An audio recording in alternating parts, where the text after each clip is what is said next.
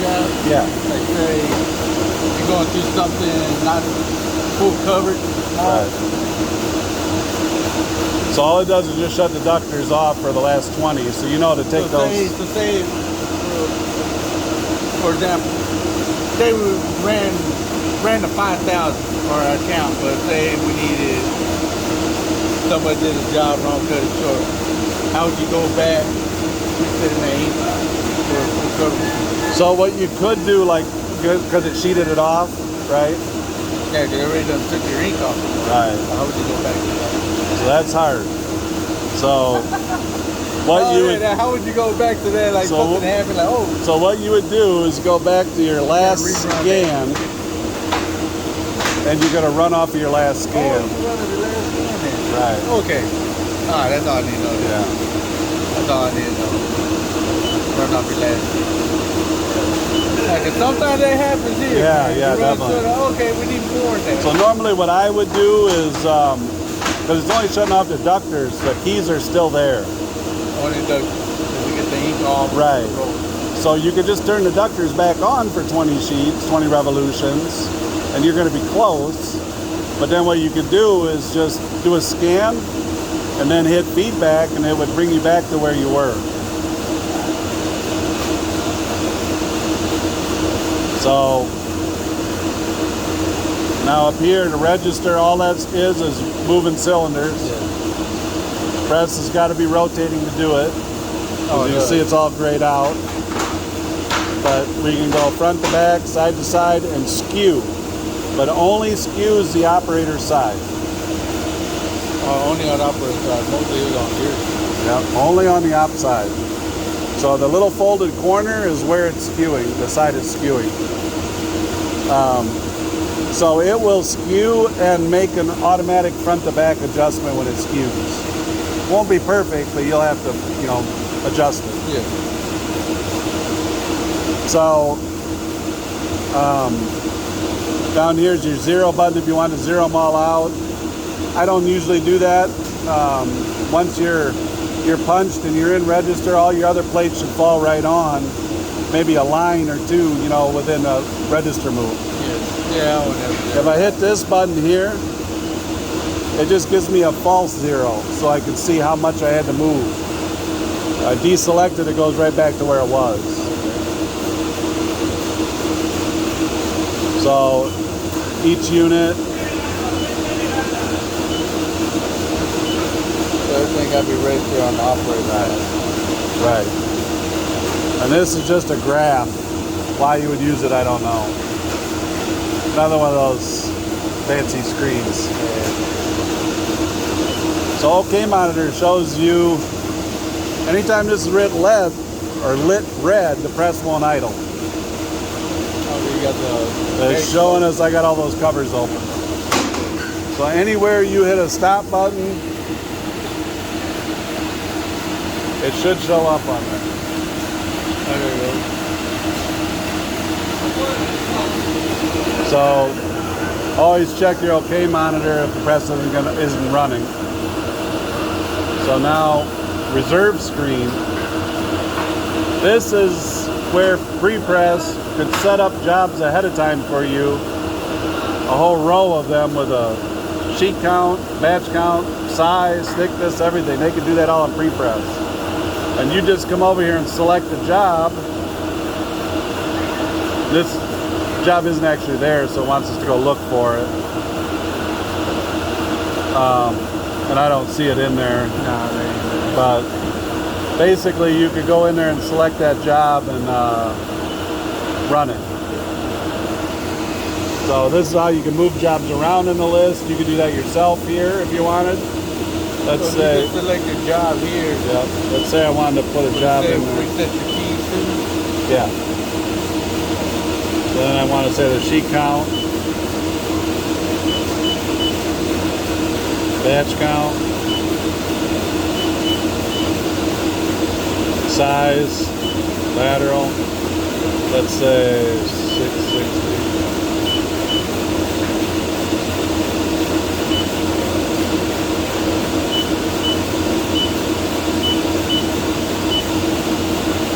Thickness. So now that's set up in there, I can select it, you know, and go. Now they could do that in pre-press, or you could do it here if you wanted to, but let's say you were a working shop foreman and you had to set up your second shift. You could set all their jobs up for them here. That way they could just go roll right into them. So down here is how you can reset it, you can clear it, you can reinsert a job in a different position, or you can sort them and figure out what you want to do with them. And here's where you're gonna data forward. You can save the data.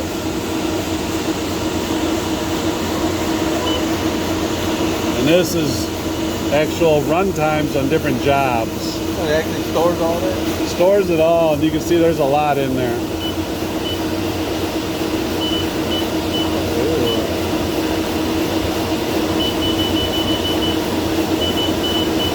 You can clear this out, reset, save, do all that too. So it's got your print count, your test prints, how many sheets it took to run to get up to color. I think 37,000 was a lot, but the date, the time, start, finish time. So next screen. So this is all your settings for the units. So you got your water bridge roller is set up and integrated. Now normally I will run them all separated when I'm running. When I wash up at night, I put them all to integrated so that I clean the water form roller. But you get your best water control and separated While you're running. while you're running. But if you get a lot of banding or ghosting, you can integrate it and try to eliminate some of that. And you also have oscillating ink forms that you can turn on and off. Yeah, it shows that. Yeah. So let's say you wanted to dust in unit 1, I could put it in solid print mode, which means it's going to go on impression without water. Just do one hard solid. Well, that way I could just pull spray powder off the second side printing in unit 1. Or I could, you know, dry trap a solid color if they wanted it. Hardly anybody does that anymore. Somewhere we do that. Do ya? With a hard solid print. Just see if you got like a smashed blanket or something like that. Yeah. That's what we do that. Yeah, so you could do that there. Yeah. It's another way of doing it. So here's all your sensors. Skewed sheet sensor. Electronic double. Full guide alarm. Travel jam. And slewed sheet, crooked sheet on the feed board. Now you got two settings, inner and outer. So narrow sheet, wide sheet. And here's your water roller. It should always be an automatic. You want it to trip off after it goes off impression. If it's in this mode, it never turns off. Cylinders, this is your normal run position. This would be for striping the cylinders. Stripe? Yeah, to see if your impression pressure was correct or your blanket pressure was correct. There's a procedure for that in the book that I'll show you. But that's your normal run position right there. An OK monitor here. So every time I open a cover, we lose our screen. So if that's turned off and I open a cover, but it's still red up here. Okay. So OK monitor just basically drops you back to the OK monitor screen every time when this is an automatic. So that's kind of personal preference. It's up to you. So this is where you set your amount of time for ink stirring. Yeah, I don't think I would use that. Your buzzer count, your pile change millimeters. So it's going to beep at you when it's 100 millimeters away from the bottom. Oh, it tells you how far you can go. Right. This screen, I still haven't figured out what it's for yet. But I believe it's for different types of inks. So you're going to add, you know, like different strengths of color. So you're going to add a percentage. Let's say you were running like a neutral black instead of a dense black, and you needed, or you're running a dense black instead of a processed black. You could change the percentage here of ink going down, I believe. But I've never seen anybody ever use it yet. Can't use it, I guess we don't need it. Yeah. So here's your coder screen.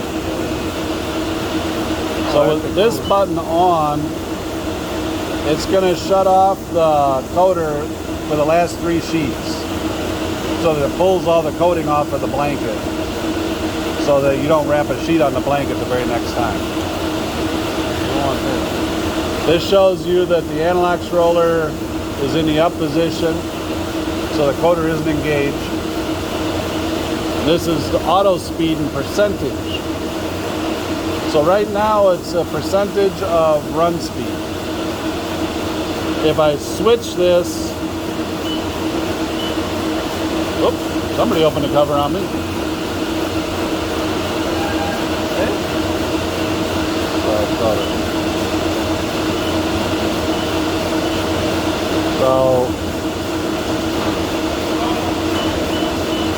So there's your percentages, right?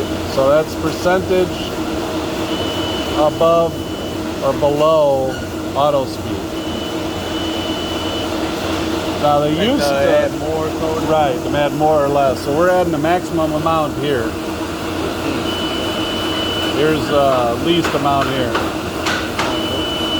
Plus or minus 15. Now they used to have a spot in here where you could manually change the rotating speed by RPM.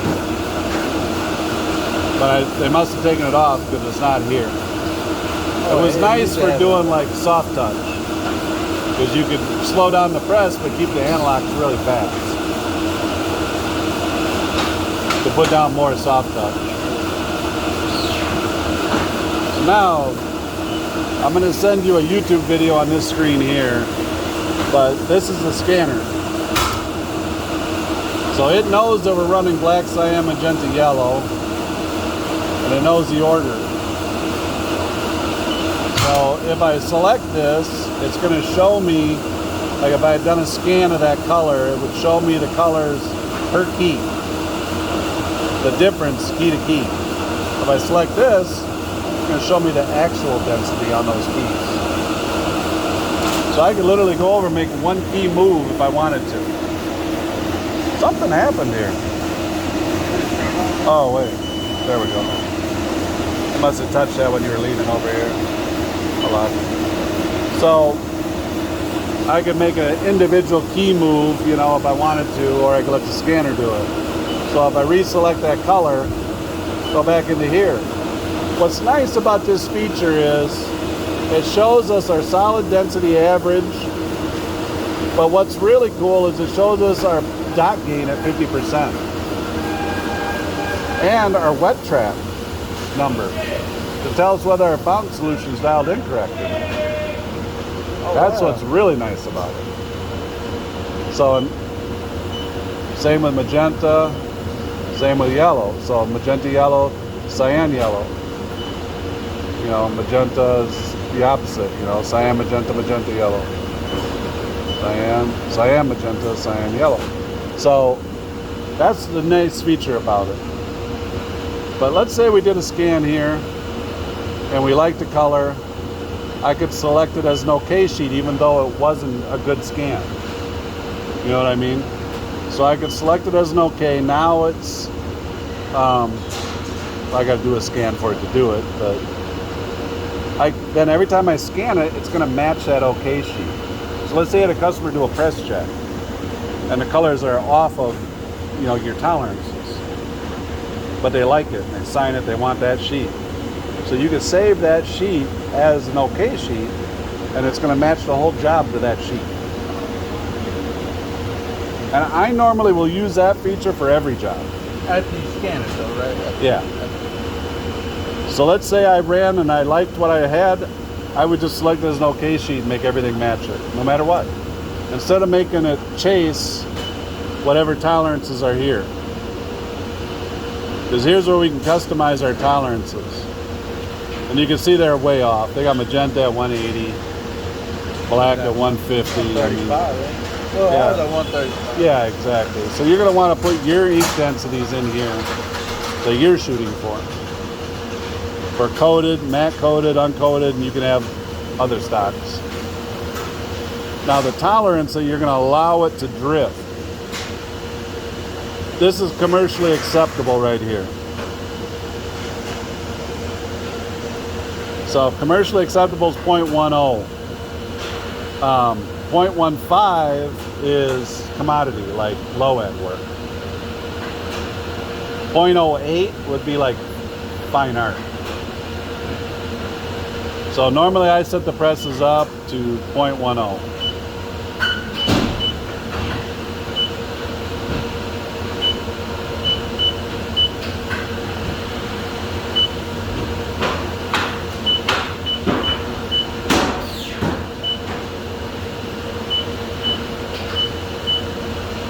And then I would normally be running something like this.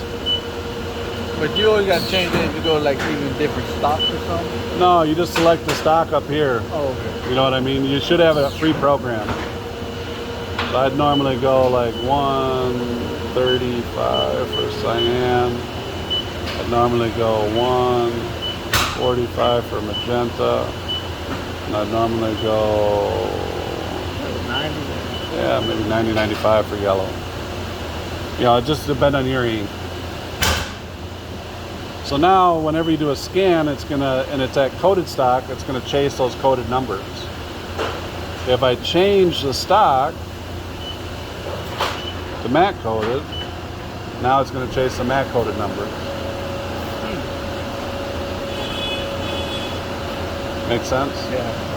So then data save, this is where I'm gonna save, let's say I had a reoccurring job, and it was an OK sheet, not a tolerance.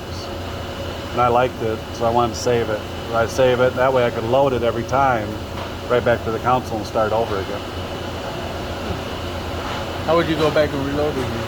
So right here will be data save, Data save. here's data load. You just go over here to your Select it list, in HD. it would be in here somewhere, like that one for instance. Yeah. I'd select it, and I'd say load. Now there's our new rotation. Black over. Right. And it changed our keys. Oh.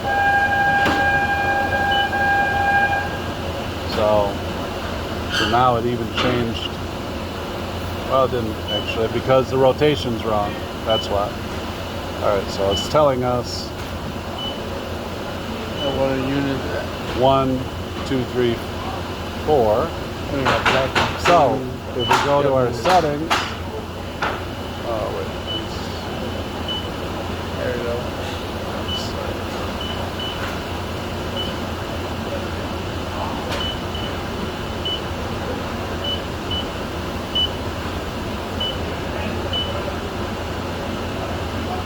Back over there to yes. Where was that?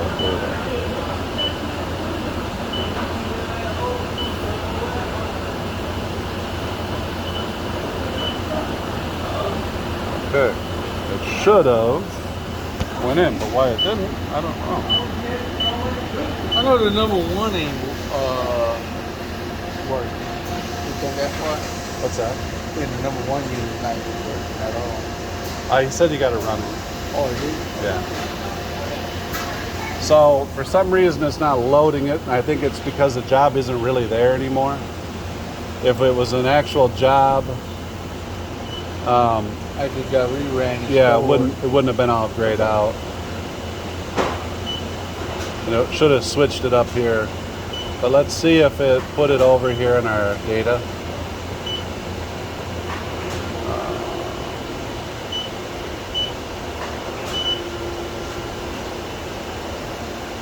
No, don't look like it. Oh, that's from pre-press. So let's here. Hard drive. Yeah, that's G7.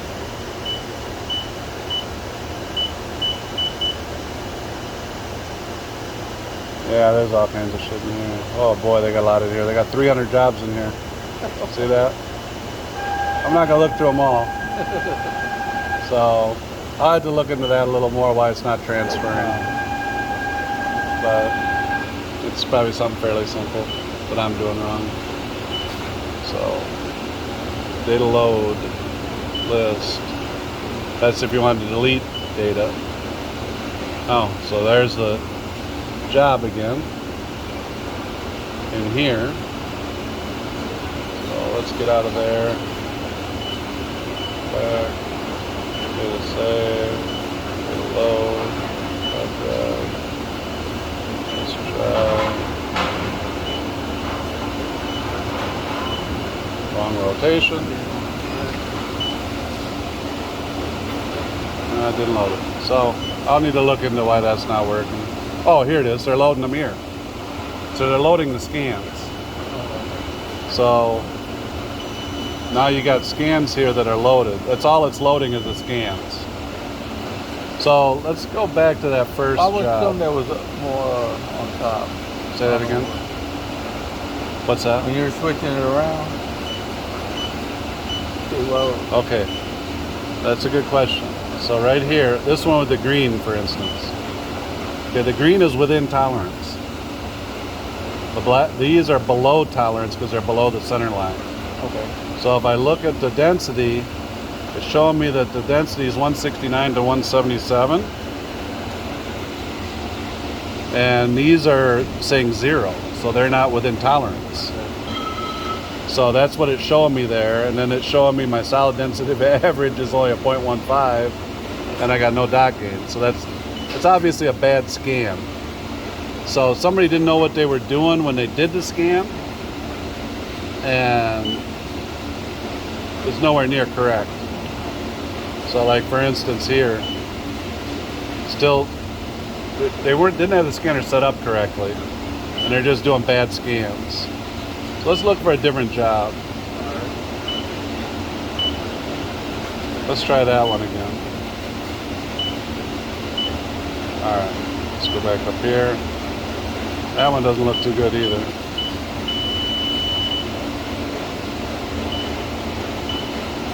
Yeah, see they only got 2 keys registering in the scan. So there's no way that's a good scan. So yeah. Yellow is almost within tolerance, red is out of tolerance. So, and green would be perfect. So when we get into that, like let's say I like this job the way it is, I could select that as an OK sheet and just hit yes. Now it tells me what scan it saved as an OK sheet, and it would match every single scan to that. But those are bad scans, they're a bad example, you know. That's so similar to the first Yeah. Let's see, we got something better here. I don't think it's gonna load it because I gotta deselect that. Yes. No, it's the same 4 that are in there because I don't have the rotation correct. Black sign up into yellow. Settings. Yeah, here. Oops. There's the one.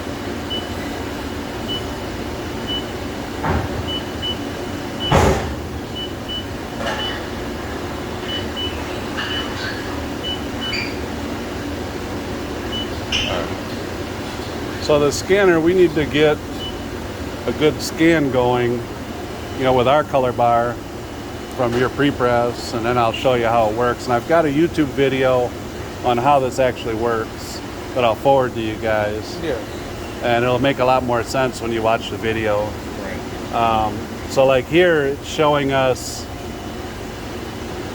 color rotation for the pattern, right, that we were looking at. So I can make patterns but that's the pattern it's at right now. This is the actual physical color bar on the sheet. So I don't know if they put one on this. Looks like they did.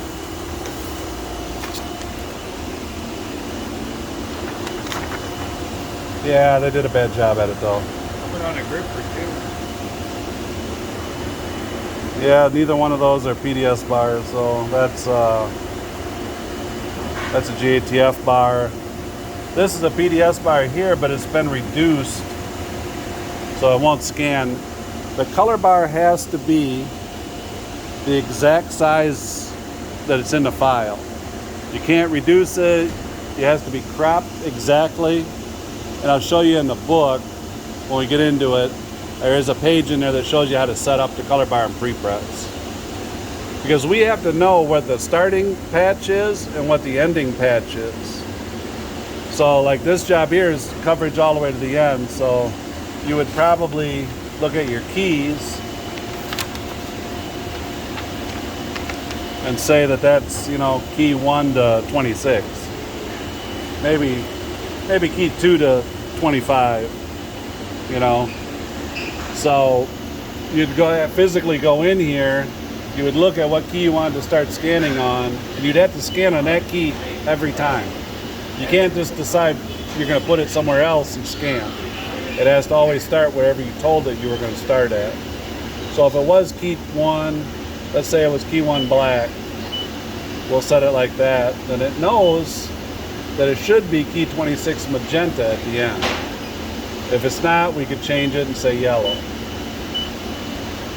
Because there's a center line on every one of these color bars, and it measures from the center out.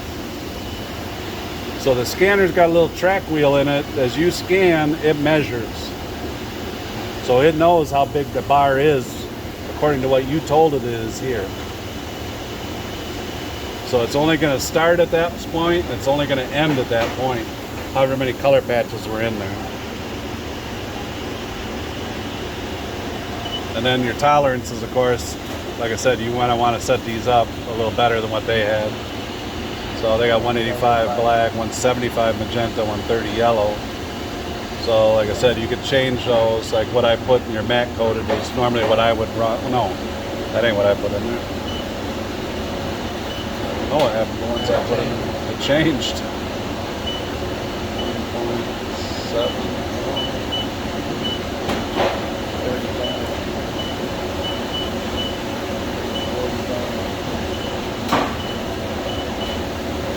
What do you want to run for yellow? Normally I would be 0.10 or 0.15 is fine.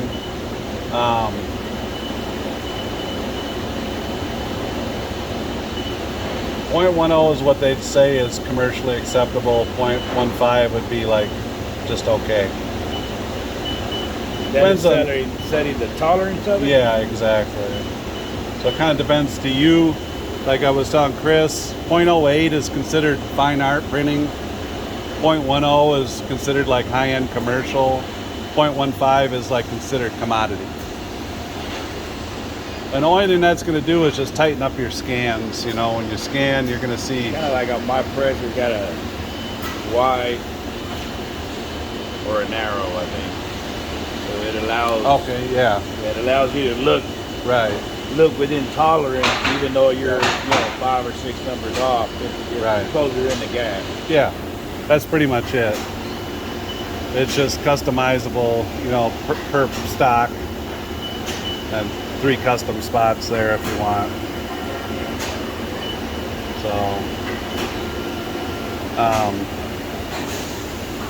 So basically, it's totally this scanner is totally. Like I said, closed loop color, so as soon as you use it, you're going to hit, for instance, if I hit feedback, you know, it wants to know how many units that you want to feedback color on. So if you watch my video, if these are, it won't change anything that's green in the scan. It'll only change the red ones, right? So my theory is, why not just select them all? If it's not going to change them, what's the point of turning them off? Right. Just feedback, you know what I mean? unless it's a color you don't want to change for some reason. So you'd hit OK and it would feed back and move the keys automatically. So we didn't really have a scan in there for it to chase, so it's really not going to do anything. But so it's going to go after your tolerances unless you selected that scan as an OK sheet. If you selected that scan as an OK sheet, it's going to chase that OK sheet and not the tolerances. So now with scanning like this with a hand scanner, you don't want to feed back too much. So you want your curves and your setups to be fairly tight.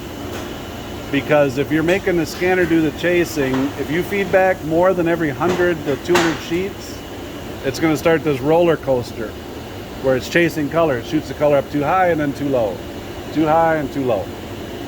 So what we always say is if you dial it in and you get your curves all set correctly and you're doing a scan every 100 to 200 sheets, it should be maintaining a relatively tight scan here, mostly green. You know, depending on the condition of your rollers, the water, everything else. So, and we get, you know, once we get some plates, we'll show you that, you know, if the press will do it. So, which I hope it will. Chris says it will, so I mean, I'm just going by what he said. So analysis here, it's gonna show us our dot percentage, our solid density, our paper white, trapping, wet trapping, which I like wet trapping because you're able to dial in your fountain solution. As long as your rollers and your blankets are all right and your ink is good, you should be able to dial in your fountain solution here and get a decent wet trap in the 80s or 90s. You know, if you're wet trapping down in the 50s and 60s, you got water problems. On this press, it'll emulsify like crazy. A little different dampener than you got on the Camorians. So you got, if you got wet trap numbers down in the 50s or 60s, you won't get a 5,000 run out without a dirty metering roller.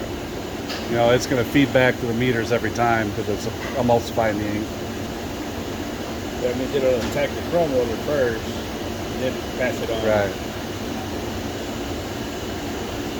So this is kind of just a screen for dialing in your dot gain and shows you what it is for, you know, that job on average. So theoretically speaking, on my behalf, if I was to come over here and just turn units on and do manual keys without using the scanner, the press is fine with that. Yeah, totally. There is nothing that I have to do to memorize it, to tell it. Nothing. Because I know on mine, if I do a key movement, and I'm as well using the scanner, if I make a movement and I don't hit memory, right, whenever I scan the next sheet, it'll move everything back to where I had it before I ever made the movement. This one won't do anything until you tell it to. So you could scan 100 times and it's not going to change the keys. The only time it's going to change is when you hit feedback.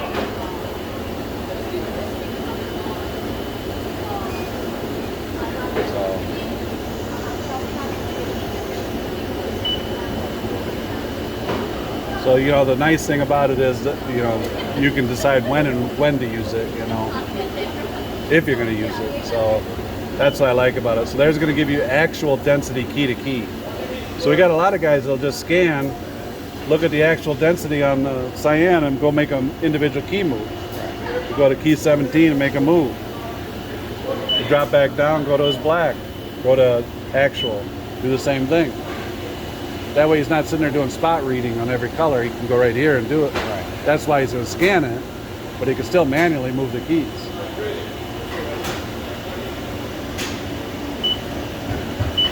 Same thing here, difference key to key, actual.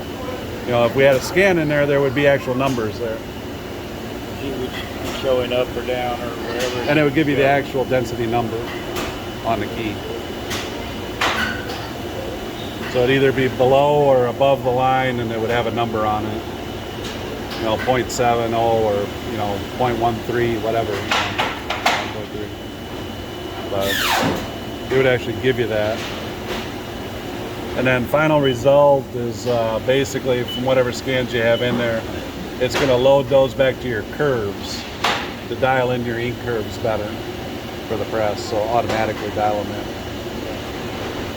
To try to get you up to color on first pull, you know, better. So when you go back to your curves and you look at AI, let's see what curves they're using. I don't see any AI, so I doubt if they ever did a final result. Yeah, I don't see any. There would be little red dots in here for a final. Oh, here we go. There's the final result. So you can see how, look at this curve is ridiculous, so it'll go straight up and over. I mean, it's a bullshit curve. Oh, really? All right, Chris. All right, okay. See you tomorrow. So if everything was dialed in, these dots would be real tight around the curve. So basically it's showing me, so I could move the curve to wherever a majority of those dots are. But these are all over the place. I have no idea what it is. So I would just clear it. Sweep, I mean, look at how high the sweep is, 75. So I'm just gonna get rid of them because they're nothing.